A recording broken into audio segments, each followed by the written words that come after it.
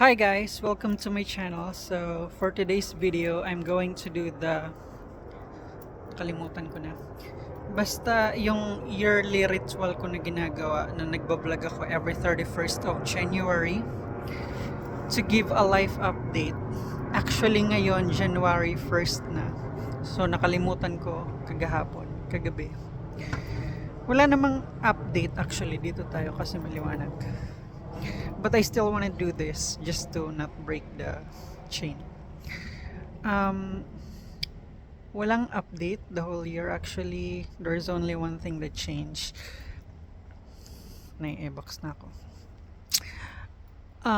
I changed place na. I moved to a different place kasi 2 years ako dun sa dati kong tirahan.